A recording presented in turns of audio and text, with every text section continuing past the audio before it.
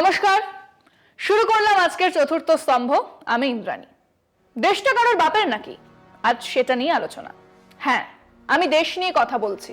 অনেক পণ্ডিত দেশ নিয়ে আলোচনা করতে গিয়ে সম্ভবত নিজের বাধ্যবাধকতাকে মাথায় রেখেই কেবল বাংলা আর মমতার মধ্যে আলোচনাকে সীমাবদ্ধ রাখেন। ওই যে সেই সাপ জ্যান্ত গোটা দুই আন্ত, যে সাপের কাছে ইডি নেই, সিবিআই নেই, জেলে পুরে দেব না, সেই সাপকে তেড়ে মেরে ডান্ডা করে দেব ঠান্ডা। এই মুহূর্তে সাধারণ নির্বাচন চলছে দেশের 543টা আসনের। কাজেই আমার আলোচনা আমি আমাদের দেশ নিয়েই করব, তার মধ্যে আমার বাংলা থাকবে বই কি। আমরা তো জানি যে বিরোধীদের এক উদ্যোগ শুরু হয়েছিল, এক জোটের উদ্যোগ, এক অ্যালায়েন্সের উদ্যোগ। সেখানে কম বেশি 24টা দল হাজির থেকে সেই জোটের এক নাম ঠিক করে।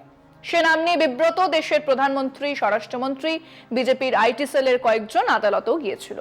হুজুর, দেশের নামে পলিটিক্যাল অ্যালায়েন্স চলতে পারে না, বাতিল করুন। ওনাদের আবেদন খারিজ হয়েছে। তো সেই ওনাদের মতোই আজও অনেকেই সেই নাম নিয়ে বিব্রত বা বাধ্যবাধকতা মেনেই বিব্রত। সে থাক, এখনো জোটের নাম ইন্ডিয়া। কমিউনিস্ট থেকে সমাজতন্ত্র থেকে শিবসেনা বা কংগ্রেস, আপ, কেউ এ নিয়ে বিব্রত নয়। এবার সেই জোটের মধ্যে প্রচুর ফল্ট লাইন আছে। বামেরা কেরালাতে কংগ্রেসের বিরুদ্ধে লড়ছে, কংগ্রেস ওখানে সিপিএম কে বিজেপির বি টিম বলছে। ঠিক যেমন এখানে আমাদের বাংলায় অধীর রঞ্জন বা বামেরা তৃণমূলকে বিজেপির বি টিম বলছে, অ্যান্ড ভাইস ভার্সা। সেই আবহে ভোটের প্রচার চলছে এবং প্রায় ডেলি প্যাসেঞ্জারের মতনই আসছেন যাচ্ছেন আমাদের মোদিজি। আপাতত কোনো বিকাশ, উন্নয়ন ইত্যাদি ভ্যানতারা নয়। ওনার লক্ষ্য কোথাও হিন্দুত্ব, মন্দির মসজিদ, কোথাও ওবিসি কার্ড খেলা, আর আদিবাসী এলাকা দেখলেই ওনার আদিবাসী ভক্তি কুলকুল করে জেগে ওঠে। আমাদের পুরুলিয়া, ঝাড়গ্রাম, বাঁকুড়াতে এসেই ওই আদিবাসীদের কথা বলতে বলতে তিনি ক্লান্ত। জঙ্গলমহলে ভোট কদিন পরে। আসুন দেখে নেওয়া যাক আমাদের চৌকিদারদের কীর্তি, কিভাবে আমাদের আদিবাসী ভূমি, জল, জঙ্গল, জমিন বেচে দেবার কাজ করেছেন দেশের চৌকিদার। আজ আসুন সেই বেচে দেওয়ার ছবিটা একটু দেখে নেওয়া যাক। কারণ এই সেই মাতৃভূমি যা স্বাধীন করতে হাজারো মানুষ ফাঁসি কাঠে চড়েছে, লক্ষ লক্ষ মানুষ জেলে গেছে, অকথ্য নির্যাতন সহ্য করেছে, বাবা হারিয়েছে ছেলেকে, ছেলে হারিয়েছে মাকে। সদ্য কিশোর ইংরেজ পুলিশের নির্যাতনের পর সারা গায়ে রক্ত মেখে ফিরেছে এই মাটির জন্য, এই জল, জঙ্গল, জমিনের জন্য। সিধু কানু লড়ে গিয়েছে ইংরেজদের সঙ্গে, বিরসা মুন্ডা উলুগুলানের ডাক দিয়েছে। সেই জল, জঙ্গল, জমিন বেচে দেওয়া হচ্ছে। বিষয়টার পরিকল্পনার মধ্যে নেই, বেচে দিচ্ছে। তারস্বরে গান বাজছে, বেচে দে, বেচে দে। এক, Assam coal mining project, Dehing Patkai elephant reserve, 2004-এর 13ই জুন আসামের ডিব্রুগড় আর তিনসুকিয়া জেলার 111 স্কোয়ার কিলোমিটার জমি জুড়ে রেইন ফরেস্টকে রিজার্ভ ফরেস্ট হিসেবে ঘোষণা করা হয়। ভারতবর্ষের সমতলে এটাই সব থেকে বড় রেইন ফরেস্ট। 47 প্রজাতির স্তন্যপায়ী প্রাণী, 47টা প্রজাতির সরীসৃপ আর 300টার বেশি প্রজাতির প্রজাপতি আছে এই অরণ্যে। হাতি তো আছেই, তার সঙ্গে আছে 293 প্রজাতির পাখি। 1 ডজনের বেশি উপজাতি মানুষের বসবাস এখানে। তাইফাকে, খামেয়াং, খামতি ইত্যাদি 1 ডজন উপজাতির মানুষ, যারা এই প্রকৃতির মধ্যেই বড় হয়, বেড়ে ওঠে। সেখানে কোল মাইনিং প্রজেক্ট সারা বিশ্ব ফসিল জ্বালানির ব্যবহার কমাচ্ছে, কিন্তু আদানি আম্বানির চাই। অতএব বেচে দে, বেচে দে। 2, Telangana uranium survey, Amrabad tiger reserve, নালামাল্লার জঙ্গল, যেখানে ওয়াইএসআর রেড্ডির হেলিকপ্টার ভেঙে পড়েছিল, সেখানে আছে এই আমরাবাদ টাইগার রিজার্ভ। এর তলাতে আছে প্রচুর ইউরেনিয়াম। শকুনের চোখ চকচক করছে। বহুদিন ধরেই এদিকে নজর। হায়দ্রাবাদ থেকে 150 কিলোমিটার দূরে 2800 কিলোমিটার জুড়ে এই অরণ্য ভূমির পাশ দিয়ে বইছে কৃষ্ণা নদী। এই প্রকল্পের ফলে এখানকার জল দূষিত হবে, জঙ্গল কাটা পড়বে, আদিবাসীদের ঘর ভাঙা হবে। তাতে কি? বেচে দে, বেচে দে। মন্দির ওয়াহি বানায়েঙ্গের দল জল, জঙ্গল, জমিন কেড়ে নেবার পরিকল্পনায় মত্ত। এতদিন ঠিকঠাক বেচা হয়নি, এবার সাকরের তেলেগু দেশম, লক্ষ্য বেচে দেওয়া। 3, মহারাষ্ট্র ইকো সেন্সিটিভ ওয়েস্টার্ন ঘাট থেকে 15% বাদ দেওয়ার আবেদন।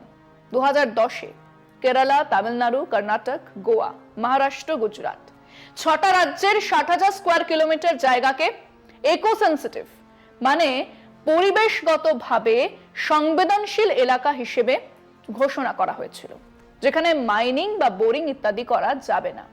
এখন তার মধ্যে 15% বাদ দেবার কথা বলা হচ্ছে। প্রকাশ জাভড়েকর, পরিবেশ মন্ত্রী, রাজ্যের সঙ্গে বসে এই এলাকা চূড়ান্ত করছেন। এখন তো কেবল কেন্দ্রেই যে বেঁচে দেবার কাজ চলছে তা তো নয়, রাজ্যেও শকুনেরা আছে সুযোগের সন্ধানে। উন্নয়ন হবে, পরিবেশ, জঙ্গল, আদিবাসী মানুষ উচ্ছন্নে যাক। 4 নম্বর, কর্ণাটক সারাভাতি স্যাংচুয়ারিতে বোরহোলস করার অনুমতি। লকডাউনের মধ্যেও প্রধানমন্ত্রী নিজে হাজির থেকে এই প্রকল্পের ছাড়পত্র দিয়েছিলেন। ভাবুন একবার, কত তাড়া ছিল। 12টা বোরহোলস করার কাজও শুরু হয়ে গিয়েছিল প্যান্ডেমিকের মধ্যেই। 2000 megawatt Sharavathi pump storage hydro electric project হচ্ছে। কোথায়? সারাভাতি স্যাংচুয়ারিতে। একটা নীলগাই, একটা ব্ল্যাক বাক মারা নিয়ে মিডিয়ার যে নাচন কোদন, তা যে আসলে টিআরপির খেলা সেটা বুঝুন। ওটা হচ্ছে আসলে তামাশা, মাদারি খেল। নেশন ওয়ান্টস টু নো বলে ঘন্টাখানেক চেঁচাও, তারপর বেচে দে গান বাজাও। এর ফলে একটা গোটা সংরক্ষিত বনাঞ্চল শেষ হয়ে যাবে। বিপন্ন প্রজাতির লায়ন, টেইলড ম্যাকাও এখানেই পাওয়া যায়। আর কিছুদিন পর যা ছবি হয়ে যাবে। ফিরছি আলোচনা একটা বিরতির পর, সঙ্গে থাকুন। এবার আসছি 5 নম্বর প্রকল্পে। গোয়া মল্লেম ন্যাশনাল পার্ক আর ভগবান মহাবীর ওয়াইল্ড লাইফ স্যাংচুয়ারির মধ্যিখান দিয়ে রাস্তা আর বৈদ্যুতিক সংযোগ ভগবান মহাবীর ওয়াইল্ড লাইফ স্যাংচুয়ারি আর গোয়ার মল্লেম ন্যাশনাল পার্কের ঠিক মধ্যিখান দিয়ে 3টে প্রকল্পের কথা চলছে। 1, কর্ণাটকের ক্যাস্টারলক থেকে গোয়ার ভাস্কো পর্যন্ত যে রেল লাইন আছে তা ডাবল লাইন করা। 2, কর্ণাটকের বেলগাভি থেকে গোয়ার পানাজি পর্যন্ত 4 লেনের সড়ক। 3, কর্ণাটকের ধারওয়াড় থেকে গোয়ার মাপুসা পর্যন্ত হাই টেনশন বৈদ্যুতিক সংযোগ। কেবল প্রজেক্টের অংশ ধরলে 37,000 গাছ, 170 হেক্টর বনভূমি উবে যাবে। এবার আরো অর্ধেকেরও বেশি জমি আর গাছ যাবে এই কনস্ট্রাকশনের জন্য। কিন্তু মিয়া বিবি রাজি তো ক্যা করেগা কাজী। গোয়া, কর্ণাটক আর কেন্দ্রে বিজেপির সরকার ছিল। এবার সেখানে খানিক সমস্যা তৈরি হয়েছে। এবারে সেই সমস্যার সমাধান করার জন্যই বিজেপিকে ক্ষমতায় ফিরতে হবে। যারা রেল সড়ক বেচে দিচ্ছে তারা এই প্রকল্পে দাঁড় করাবেই। 6, Gujarat Gir national park eco sensitive জোনের মধ্যেই লাইমস্টোন মাইনিং।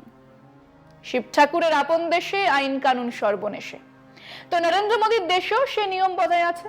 দেশের একমাত্র সিংহ মানে লায়ন রিজার্ভ ফরেস্টের আয়তাতেই লাইমস্টোন মাইনিং শুরু করা হয়ে গেছে সরকারের অনুমতি নিয়ে। কিন্তু পরিবেশের ছাড়পত্র নেওয়া হয়নি। এখন আদালত সেই ছাড়পত্র দেখতে চেয়েছে। কদিন পরেই রায় দিতেই পারে যে এই মাইনিং জায়েজ। আরো অনেক আছে, কিন্তু তার সঙ্গে এটাও আসার কথা যে এই প্রত্যেক জায়গায় মানুষ প্রতিবাদ করছেন, ধর্ণা, বিক্ষোভ, প্রদর্শন চলছে, আইনি লড়াইও চলছে, দলে দলে মানুষ আসছেন। 1986-তে এনভায়রনমেন্টাল প্রোটেক্টিং অ্যাক্ট তৈরি হয়। এই আইন অনুযায়ী 1994-এ এনভায়রনমেন্টাল ইম্প্যাক্ট অ্যাসেসমেন্ট বিধি মানে কোনো কারখানা, শিল্প তৈরির আগে কি কি মেনে চলতে হবে, কিভাবে তারা পরিবেশের ছাড়পত্র পাবে, তার একটা নিয়ম তৈরি হয়েছিল। তাতে অনেক ফাঁক ফোকর আছে, তবুও একটা নিয়ম তৈরি হয়েছিল। এই নিয়মের মধ্যে একটা তালিকা দেওয়া হয় যাতে কোন কোন শিল্প তৈরির আগে পরিবেশগত ছাড়পত্র নেওয়া আবশ্যিক, মানে নিতেই হবে, তা বলা হয়। একটা এক্সপার্ট অ্যাপ্রেজাল কমিটি যাতে পরিবেশ বিজ্ঞানী, প্রজেক্ট ম্যানেজমেন্ট বিশারদদের নিয়ে তৈরি করা। এরা যে রিপোর্ট তৈরি করবেন তা জনসাধারণের কাছে রাখা হবে, এলাকার মানুষের কাছে রাখা হবে, যাতে সেই মানুষেরা তাদের কথা, তাদের আশঙ্কা, তাদের দাবির কথা বলতে পারেন। তাদের কথা শোনার পর তা লিপিবদ্ধ করার পরে এই রিপোর্ট পরিবেশ ও বন মন্ত্রকের কাছে পাঠানো হয়। তাতে বিভিন্ন রকমের পদক্ষেপ নেবার কথা বলা হয়ে থাকে, যেমন পরিবেশগত যে ক্ষতি তা কিভাবে মোকাবেলা করা হবে, প্রজেক্টের ফলে ক্ষতিগ্রস্ত মানুষজন কে, কিভাবে, কোথায় পুনর্বাসন দেওয়া হবে ইত্যাদি। কোথাও কোথাও এই রিপোর্টেই বলা হয় যে এই প্রজেক্ট অনুমতি পেতেই পারে না। 2006 এই এনভায়রনমেন্টাল ইম্প্যাক্ট অ্যাসেসমেন্টকে কিছুটা পাল্টানো হয়। আর এখন এই নিয়মের খোল নলচে বদলে অবাধ লুটপাটের ব্যবস্থা করা হয়েছে। মানে আপনি করোনা লকডাউনে ঘরে বসেছিলেন আর সরকার পুরো গোলপোস্টটাই পাল্টে ফেলছে, এই নিয়ম কানুন বদলে ফেলছে যাতে ওই বেচে দে গান থামাতে না হয়। দেশে বন্যা বাড়ছে, সাইক্লোন আরো ভয়ঙ্কর হচ্ছে, ভাইরাস আসছে নানা ধরনের, পঙ্গপাল আসছে সেই কোন মুলুক থেকে। সেই সময় 2006-এর নিয়ম কোথায় আরো শক্তপোক্ত করা হবে তা না করে সেই নিয়মের আগল খুলে দেওয়ার চেষ্টা হচ্ছে। পরিবেশ নিয়ে এরা ভাবতে রাজি নন। এখন সময় আরো একটা বিরতির, সঙ্গে থাকুন। দেশের প্রধানমন্ত্রী যিনি মনে করেন পূর্ণিমা রাতে শহরের ইলেকট্রিক কানেকশন বন্ধ রেখে মানুষের পূর্ণিমা দেখা উচিত, এই বদ্ধ উন্মাদের দেশে যা হবার তাই হচ্ছে। যে কথা বলছিলাম, খোল নলচে বদলে দেওয়া হলো এনভায়রনমেন্টাল ইম্প্যাক্ট অ্যাসেসমেন্ট এর নিয়মকে। প্রথম যে বদলটা আনা হয়েছে তা হলো পরিবেশের ছাড়পত্র আগে নিতে হবে না, আপনি প্রজেক্ট শুরু করে দিন, তারপর ছাড়পত্র নিলেই হবে। তার মানে বন জঙ্গল কেটে নদী বিষাক্ত করে মানুষকে উচ্ছেদ করার পর আপনি পরিবেশের ছাড়পত্র নেবেন।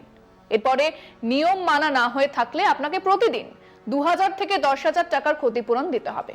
মানে 1 বছর ধরে আপনি বন ধ্বংস করলেন, তারপর ধরা যাক সর্বোচ্চ ক্ষতিপূরণ দিলেন কত? 36,50,000 টাকা। প্রজেক্টের মূল্য কত? 7,800 কোটি টাকা, 24,000 কোটি টাকা, 5,300 কোটি টাকা। প্রজেক্টের দারোয়ানদের খৈনির খরচও 1 বছরে এর থেকে বেশি হবে, তাই না? কবছর আগেই বিশাখাপত্তনমে এক জি পলিমার্স প্ল্যান্টে বিষাক্ত গ্যাসে মারা গেলেন 17 জন। তাদের কোনো পরিবেশের ছাড়পত্র ছিল না। আসামে বাগজান গ্যাস লিকের ঘটনা, যার কিছুটা দূরেই ডিব্রুগড় ন্যাশনাল পার্ক, এখানেও পরিবেশের ছাড়পত্র ছিল না। এর পরের বদলটা আরো চমৎকার।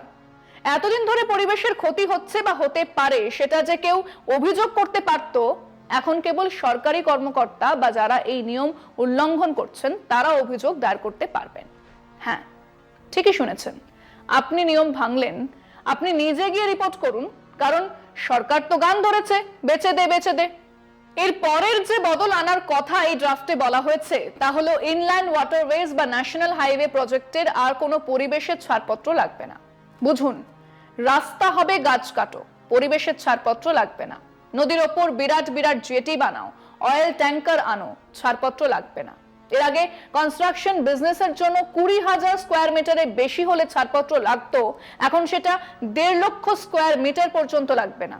এবং এরপরে ব্রহ্মাস্ত্র, যদি সরকারের মনে হয় এই প্রজেক্ট রাষ্ট্রের জন্য জরুরি, স্ট্র্যাটেজিক, ব্যাস, তাহলে আর কিচ্ছুটি লাগবে না। সে তুমি গাছই কাটো আর নদীতে আবর্জনাই ফেলো, এসব প্রজেক্টের তথ্য জানানোই হবে না, মানুষের কাছে সেসব তথ্য রাখাই হবে। এনভায়রনমেন্টাল ইম্প্যাক্ট অ্যাসেসমেন্ট এখন আইন। আমাদের জল, জমিন, জঙ্গল, আসমান বিক্রি হয়ে যাচ্ছে, সাধু সাবধান। আমাদের গরিব ঝুপড়িতে চুঁইয়ে পড়বে জল, আমাদের জুটবে না দুবেলা খাবার, আমাদের জুটবে না বস্ত্র কিংবা মাথার ওপর ছাদ। তাই ফাকো উপজাতির এক মানুষ বসে ভাবে, এ তো জানাই ছিল, আমরা তাতেও তো কিছু বলিনি। এখন গাছের কোটর, পাহাড়ের গর্ত, গুহা, গাছের ফল, নদীর জল নিয়েও টান দিচ্ছে আমাদের। সে বড় অসহায়, আমার স্বদেশ বড় অসহায়। সেই সময় সমস্বরে বলতে হবে, দেশটা কারোর বাপের নয়। রাহাত ইন্দোরে এই কথা বহু আগেই বলে গেছেন। जो आज साहिब मसनद है वो कल नहीं होंगे, किराएदार है जाती मकान थोड़ी है, सभी का खून है शामिल यहाँ की मिट्टी में, किसी का बाप का हिंदुस्तान थोड़ी है। আমাদের কোনো বাধ্যবাধকতা নেই। আমরা দেশের সাধারণ নির্বাচনের সময় কেবল বাংলা নয়, দেশ নিয়েই কথা বলছি জোর গলায়, এই হিন্দুস্তান কারোর বাপের নয়। আজকে এ পর্যন্তই। শুভরাত্রি।